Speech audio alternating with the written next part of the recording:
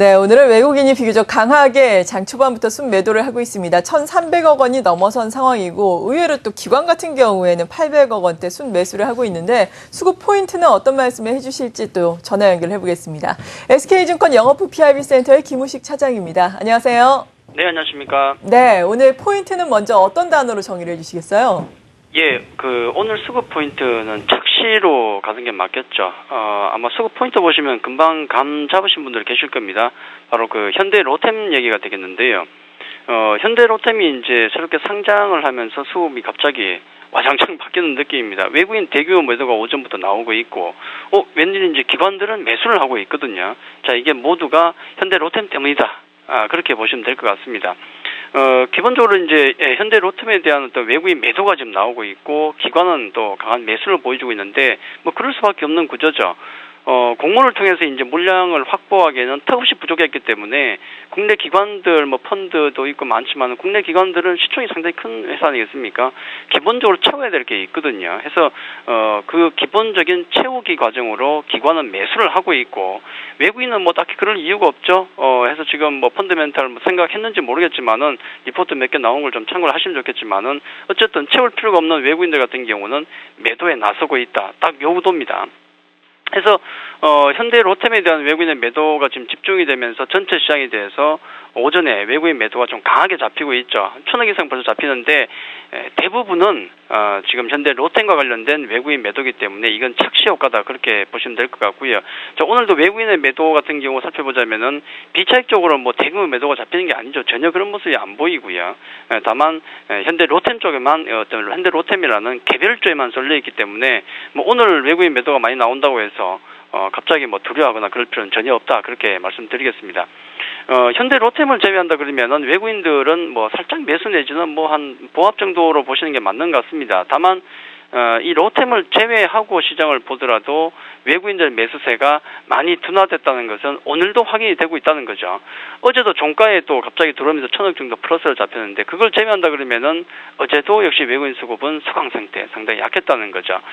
반면 이 부분은 상당히 우리 이 증시로 볼 때는 좀 부담스러운 부분이죠. 특히나 대형주에겐 조금 부담이 될 수도 있는데 반면에 국내 환매 쪽 같은 경우도 살펴보면은 급감하는 추세입니다. 급감하는 추세. 28일 기준으로, 그러니까 그때 28일 기준으로 본다 그러면은 종가가 2048포인트거든요. 그러면 2050입니다. 그 부분에서 환매가 300억대로 다시 또 급감을 했죠. 2천억대 이상의 매도가 막 갑자기 나오다가 50 진입하면서 그러다가 갑자기 그 부분이 같은 지수대에서 300억대로 급감했다는 것은 상당히 유의미하다 그렇게 봐야 되겠고요. 결국 계속 말씀드렸던 부분입니다. 외국인 수급이 약해지고 있고 환매도 동시다발로 약해지고 있는 상황이다 그러면은 분명히 이것은 개별주가 움직일 수 있는 토양이다. 수급적으로 봤을 때. 그렇기 때문에 지금 현재 국면은 개별주와 중소형주들의 숨통이 조금씩 열리고 있는 상황이다. 그 분위기를 알고 대응하시면 좋겠다. 그렇게 말씀드리겠습니다. 네, 정말 전반적으로 봤을 때는 외국인이 44거래일 만에 순매도로 돌아서나 추세가 전환이 되나 걱정을 할 수도 있는데 현대 로템 말씀하신 것처럼 상장 첫날부터 급등을 하면서 외국계에서는 또 매물이 쏟아지고 있는 이 영향이 크다라고 말씀을 해주셨고 그래도 또 외국인의 순매도 규모가 줄어드는 것은 우리가 봐야 한다라고 해주셨는데 업종별, 종목별로 보자면 또 다른 점이 있습니까?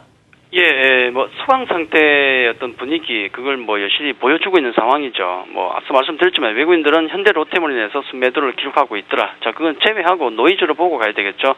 기관들은 기록적인 환매 추세가 이어지고 있습니다. 양은 축소했지만은 그 연속 기록은 신기록은 계속 갈아치우고 있죠. 자, 그런 부분들 언제 돌아서는지 한번 봐야 되겠습니다. 외국인 오늘 전체적으로 그렇게 뭐 매수세가 강하지는 않습니다. 로템을 제외하도록 강하지는 않거든요. 업종별로 운수 장비가 가장 많고 당연히 현대 로템이 운수 장비에 속해 있으니까 압도적인 매도세를 보여주고 있고 반면에 서비스, 화학, 금융, 철강 쪽에도 살짝 매도가 묻어나고 있고요. 반면에 매수가 들어오는 것은 이번 주 계속 말씀드렸던 부분 전기전자에 대한 매수세가 역시나 많더라. 유통 정도만 매수하고 있다. 오늘 그렇게 말씀드리겠고 기관들은 유통, 음식료, 금융, 통신 등의 매도가 나오고 있고 반면에 운수 장비 쪽에 대한 압도적인 매수세가 들어오죠. 현대 로템입니다. 전기전자 쪽에 매수가 좀 들어오고 있다. 매수 종목을 놓고 보면은 뭐 큰 변화는 없는 것 같아요. 뭐 소강 상태 대형주들은 삼성전자에 대한 매수세 들어오죠. 자, SK하이닉스 어제 혼쭐이 났는데 매수세가 일단 좀 잡힙니다. 외국인들. 기타 한국타이어, 뭐 대한항공, 두산인프라코 같은 종목이 있고 기관 보시면은 압도적인 매수세. 현대 로템 채우기 과정이 진행되고 있죠. 참고를 하시면 좋을 것 같고요. 일단 외국인과 기관들은 뭐 대형주 쪽을 놓고 본다 그러면은 최근에 상당히 좀 소강 상태에 들어가 있다. 그렇게 정리를 해드리겠습니다. 네. 그리고 전반적으로 보자면 개별주 중소형주에 서서히 주목을 해야 한다. 움직일 수 있는 환경이 마련되고 있다라고 앞서서 짚어주셨는데 이에 따라서 개인들의 투자 전략 오늘은 어떻게 말씀해 주시겠어요? 수급구도 약화되고 있기 때문에 뭐 그런 토양에 대해서 말씀을 드렸고요. 그렇기 때문에 최근에 계속 강조드리는 게 좀 균형감 있는 포트폴리오를 계속 말씀드리죠. 약간 중소형주 그리고 또 개별주 느낌이 난다고 해서 갑자기 또 그쪽으로 쏠려가 버리면은 나중에 치수가 가벼워졌기 때문에 제가 2100포인트가 다음 타겟이라고 말씀드렸지 않습니까? 갑자기 툭 쳐버리면은 또 그때는 당황스러울 수 있기 때문에 좀 균형감 있게 가시는 게 중요하고 뼈대를 대형주로 맞춰놓고 살은 개별주나 중소형주로 붙이면 되는 겁니다. 그렇게 하시고 다만 그 중에서 개별주 쪽을 살짝 비중을 높이자는 말씀을 계속 드리고 있죠. 개별주 장세에 대비해야 된다.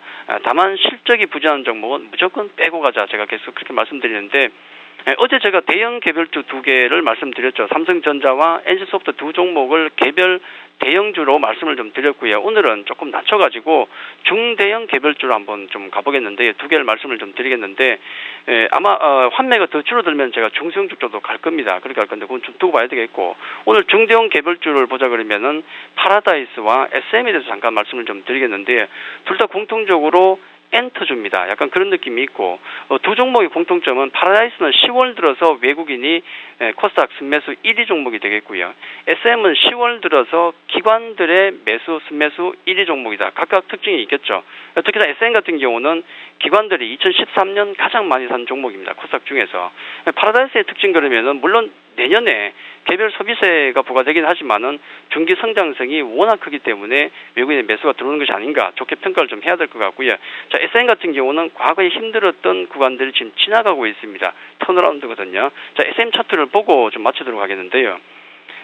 개별주 중에서 과거에 제가 많이 말씀드렸다가 최근에 제가 거의 버려놨던 종목 중에 하나죠. 그래서 최근에 이제 다시 언급을 하고 있는데 그 흐름을 말씀드리는 것은 2번의 수급적인 쇼크가 있었는데 2012년 말에 보시면은 이 당시에 기관들이 이렇게 쏟아내고 있죠. 엄청난 매도를 기록하는데 실적 쇼크였고요.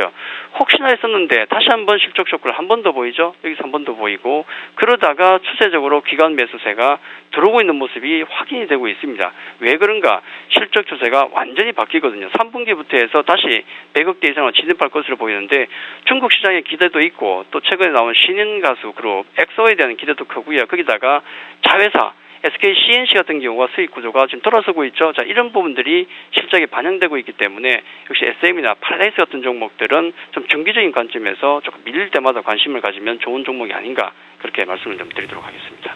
네, 오늘은 또 중대형 개별주 말씀을 해주시면서 투자 전략 세워주셨습니다. SK증권 영업부 PRB센터의 김우식 차장이었습니다. 감사합니다. 감사합니다.